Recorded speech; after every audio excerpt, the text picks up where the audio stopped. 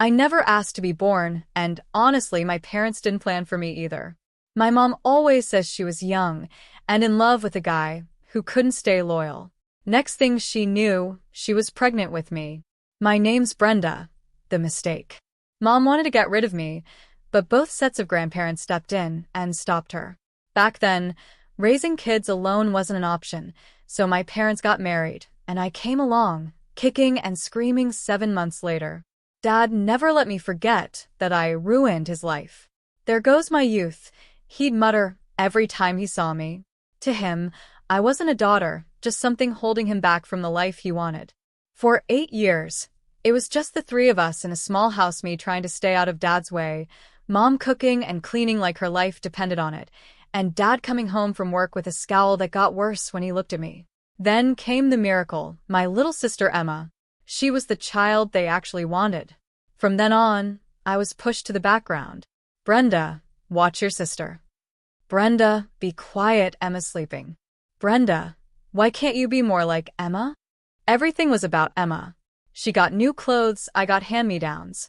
She got praise, I got scolded. She got love, and I got used to being ignored. By the time I was 8, I was doing most of the housework, cleaning toilets, mopping floors, dusting shelves, you name it, I did it. But no one ever thanked me. It was just expected. The one thing I didn't mind was cooking.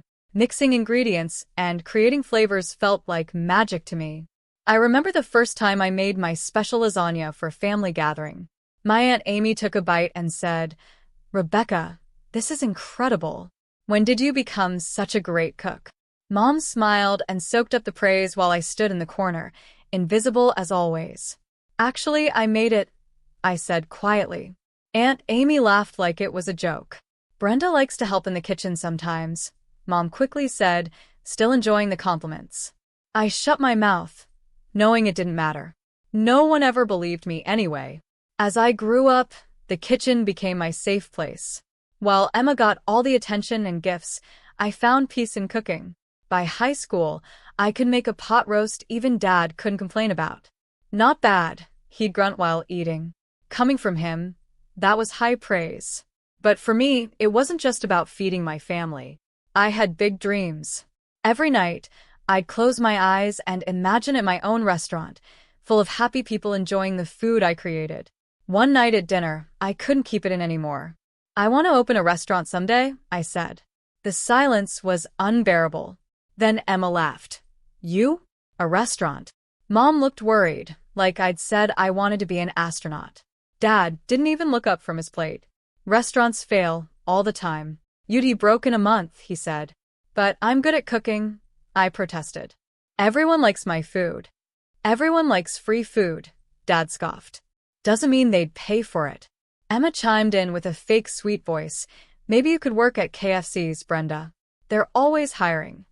When it was time for college, I had my heart set on the best culinary school I could find.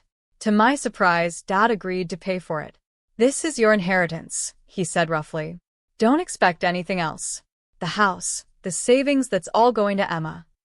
I should have been hurt, but I was too excited about culinary school to care. It was my chance to prove myself, to learn from real chefs and get better at what I loved. College was a whirlwind of chopping, sautéing, and baking. For the first time, I felt like I belonged. My classmates appreciated my cooking, and my instructors praised my creativity. But when I graduated, reality hit hard. With no money for my own place, I had to move back home. The difference between my exciting college life and my family's indifference was huge. "So, you're a chef now," Emma smirked at dinner. "Does that mean you'll be doing all the cooking from now on?" Before I could answer, Mom jumped in. "That's a great idea. Brenda can cook, and you can focus on your studies, dear." Just like that, I was back to being the family maid, only this time with a culinary degree gathering dust on my shelf. I did manage to get a job as an assistant chef at a local restaurant. The pay wasn't great, but it was a start.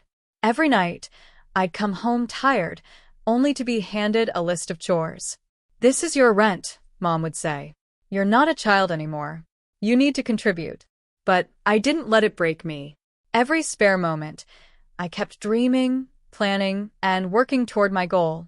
I knew that someday I'd have my own restaurant.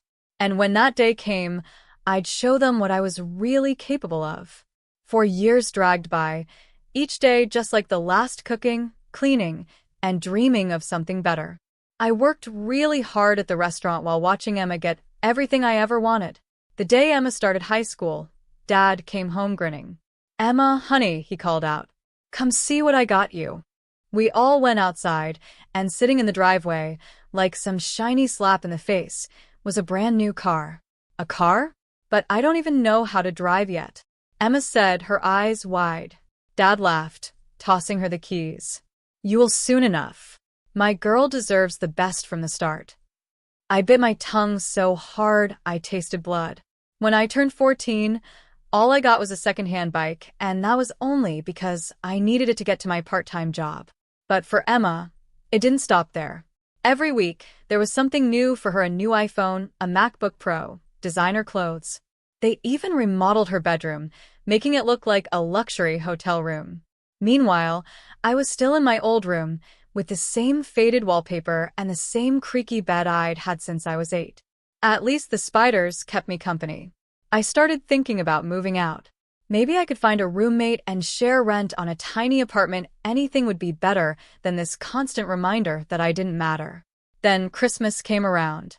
I had been saving up, determined to get everyone nice gifts for once, to show them I wasn't the failure they thought I was. I ended up buying lottery tickets for everyone, not the cheap scratch-offs, but tickets for the big jackpot. Christmas morning, I handed out the envelopes, trying not to seem too eager. Mom opened hers first, and her face fell. "Oh, lottery tickets," she said. Dad snorted. "What is this, a gas station gift?" Emma didn't even open hers. She just rolled her eyes. "Gee, thanks, Brenda." Real thoughtful. Then Mom chimed in, her voice sickly sweet. "Well, I guess since Brenda didn't really get us anything, she won't be expecting any gifts either." That seems fair, doesn't it? A lump formed in my throat. Without a word, I grabbed the lottery tickets back from Dad's hand. "You know what? I'll take them. Merry bloody Christmas." I stormed out, ignoring their shocked faces. Screw the family dinner. I texted my coworker, Evelyn. "Hey, you still at the restaurant? Mind some company." An hour later, I was sitting at the bar of the closed restaurant, sipping cheap champagne with Evelyn. As the night went on, we shared stories about terrible families and crushed dreams. It wasn't a perfect Christmas, but at least I didn't feel so alone. A few days later, I was at work as usual. During my break, I checked my phone and saw a missed call from an unknown number. "Probably just another scam," I muttered, tossing the phone aside. But then it rang again, the same number. Curiosity got the better of me, so I answered. "Hello, is this Brenda Thompson?" A cheerful voice asked. "Yeah, who's this?" I replied. "This is Amy from the State Lottery Commission. I'm calling to inform you that you're holding a winning ticket." I almost dropped the phone. "Are you serious?" "Absolutely. One of your tickets matched all the numbers in the Christmas drawing. After taxes, your winnings come to $750,000. The world spun around me. I couldn't believe it. This was my chance to finally open my own restaurant and show everyone what I was capable of. I rushed home, my heart racing with excitement. I burst through the front door. "You won't believe what happened," I said, barely able to contain myself. My family was sitting at the kitchen table, staring at me like I was crazy. "I won the lottery," I blurted out. "One of the tickets, the one I was going to give Mom, it won $750,000 after taxes." For a moment, there was stunned silence. Then Emma's voice cut through the air. "That money belongs to us," she screeched. "You bought those tickets as gifts for Mom and Dad, and anything that's theirs is mine." It felt like a slap in the face. "What?" "No, they gave the tickets back to me. They're mine." Mom and Dad exchanged a look. "Brenda," Dad said slowly, "be reasonable. You live under our roof, you owe us.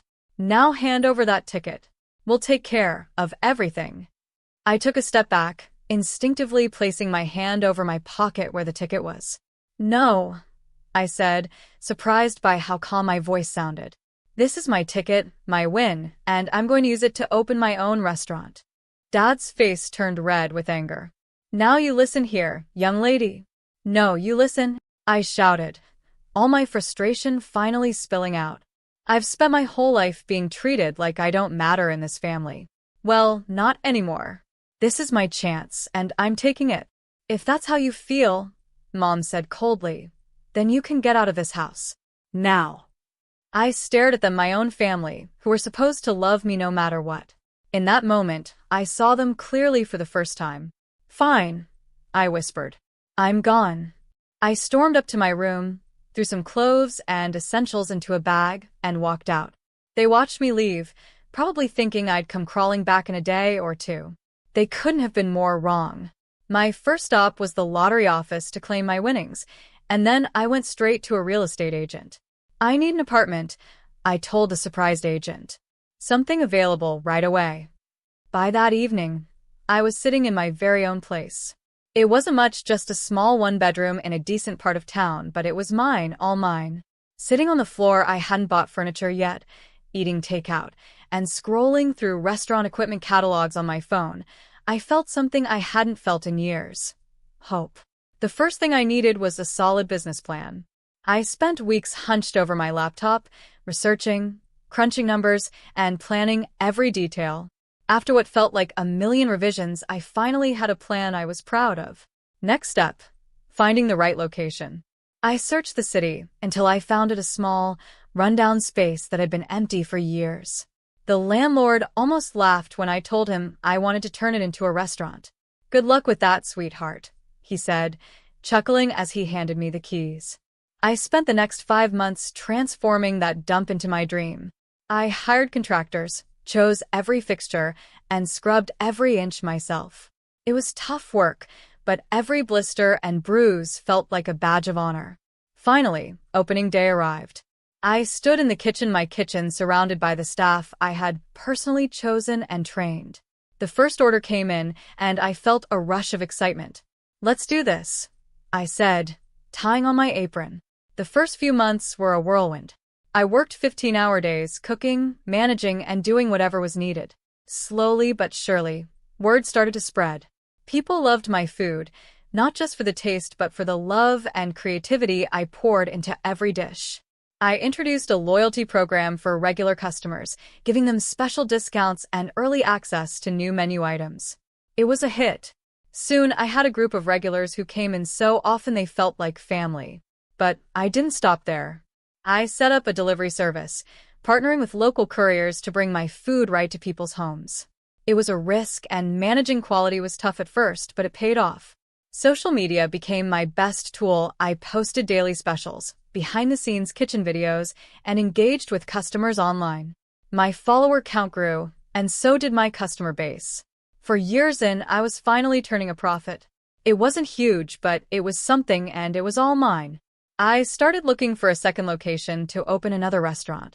In some ways, it was easier because I knew what I was doing, but in other ways, it was harder. I couldn't be everywhere at once anymore, so I had to learn to trust my staff to keep up my standards when I wasn't there. But we made it work, and 6 years later, I opened a third location. Before I knew it, I was the owner of a successful chain of restaurants, me, Brenda Thompson, the girl who was never supposed to succeed. It wasn't easy. There were nights when I cried myself to sleep, wondering if I was in over my head. There were days when I wanted to quit. But every time I walked into one of my restaurants, saw the happy customers, and smelled the amazing food, I knew it was all worth it. One regular Thursday, I was in my office going over the books for my newest restaurant when my phone rang.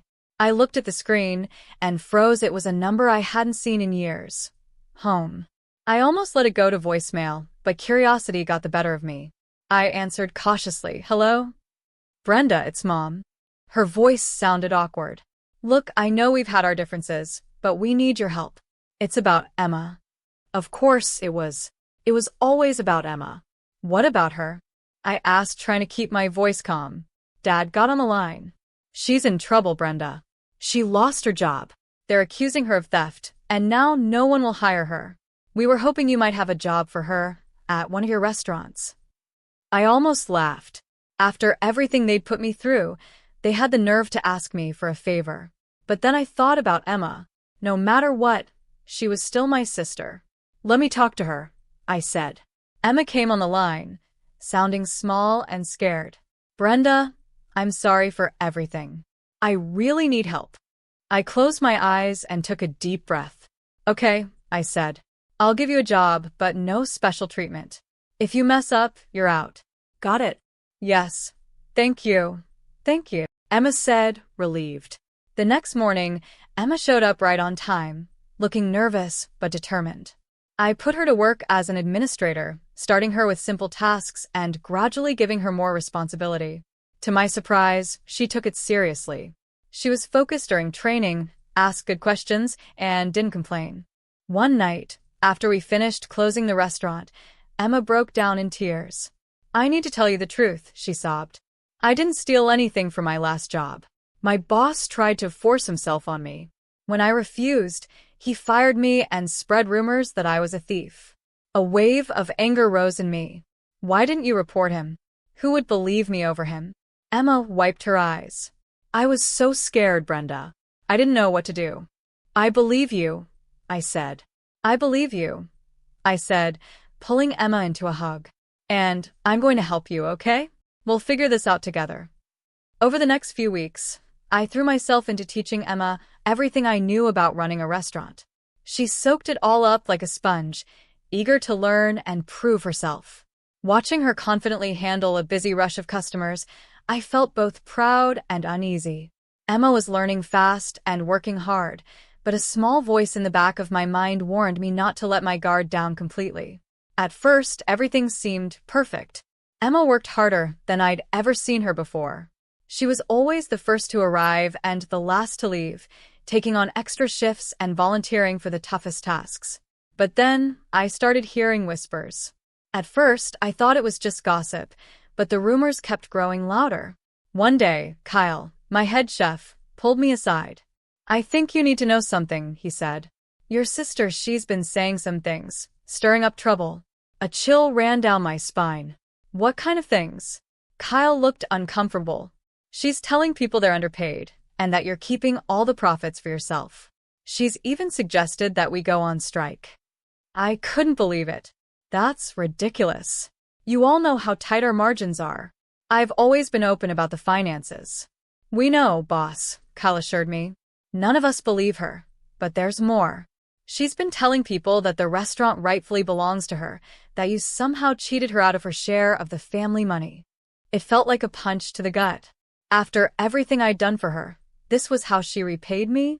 That evening, I confronted Emma, my hands shaking with anger and disappointment. "What the hell do you think you're doing?" I demanded. Emma looked at me with wide, innocent eyes. "What are you talking about, sis?" I laid out everything I'd heard. To my shock, Emma just shrugged. "Oh, that," she said casually.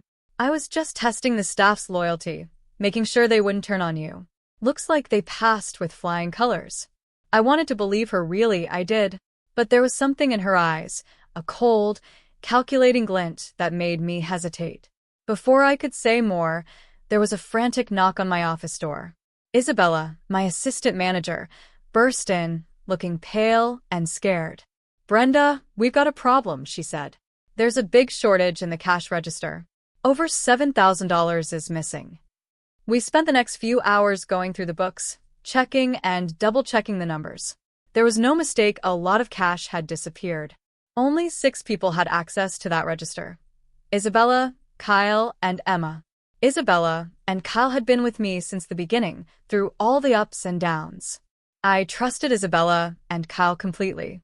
As if reading my thoughts, Emma came over and whispered, "You know, I've seen Isabella staying late a lot lately. And she did just buy that fancy new car." Watching Emma walk away, I knew I had a big decision to make. I couldn't ignore this, too much was at stake. My business, my reputation, and the jobs of all my loyal employees. Late one night, after everyone had gone home, I installed hidden cameras near the cash registers. It felt wrong, like I was betraying my staff, but I had no other choice. For days, I watched hours of boring footage, my eyes aching from staring at the screen. Then, on the 6th night, I saw it. Emma, moving quickly and sneakily, opened the register and stuffed wads of cash into her pockets. My heart sank. I didn't confront her right away. Instead, I called the police. The next day, as Emma finished her shift, 4 officers walked in. The look on her face shock, then anger told me everything I needed to know. She started thrashing around, knocking over tables and sending dishes crashing to the floor. "I deserve this money," she yelled. "I should be rich, not you. You stole my life." As the police led her away, I felt nothing, no sadness, no regret. Just a hollow emptiness where my love for my sister used to be. The next day, my parents stormed into the restaurant. Mom was crying, and Dad's face was bright red with anger. "How dare you?" Dad yelled. "Your own sister. Drop the charges now." I stood my ground. "No. She stole from me. She needs to face the consequences." I pulled out my phone and showed them the footage of Emma stealing. "Look," I said, "this is what your precious Emma did. She's a thief." They watched, their faces turning pale, but instead of understanding, their expressions hardened. "You set her up," Mom accused. "You've always been jealous of her." I couldn't believe what I was hearing. "Jealous? Are you kidding me? You gave me scraps and expected me to be grateful. Well, I'm done." Emma made her choices, and now she has to live with them. They tried everything, shouting, pleading, even threatening me, but I stayed firm. "Get out," I finally said. "Get out of my restaurant, and get out of my life. If you don't leave now, I'm calling the police." They left, but not before Dad spat out. "You'll regret this, Brenda. Mark my words." The trial was a nightmare. Emma's tearful performance on the stand almost made me doubt myself. But then a surprise witness came forward, her former boss. He testified about how Emma had behaved at her last job, aggressively pursuing him and even threatening to accuse him of sexual harassment if she didn't get her way. When her boss rejected her advances, she stole money from the company out of revenge. In the end, the jury found her guilty. As they led her away, she looked at me one last time. There was no regret in her eyes, only cold hatred. I haven't spoken to my family since that day. Sometimes, late at night, I wonder if I made the right choice. But then I look around at what I've built, at the life I've created for myself, and I know I did. As I stand in the kitchen of my newest restaurant, watching my staff prepare for the dinner rush, a sense of peace washes over me. This is my family now. This is my home, and no one, Emma, my parents, no one can take that away from me.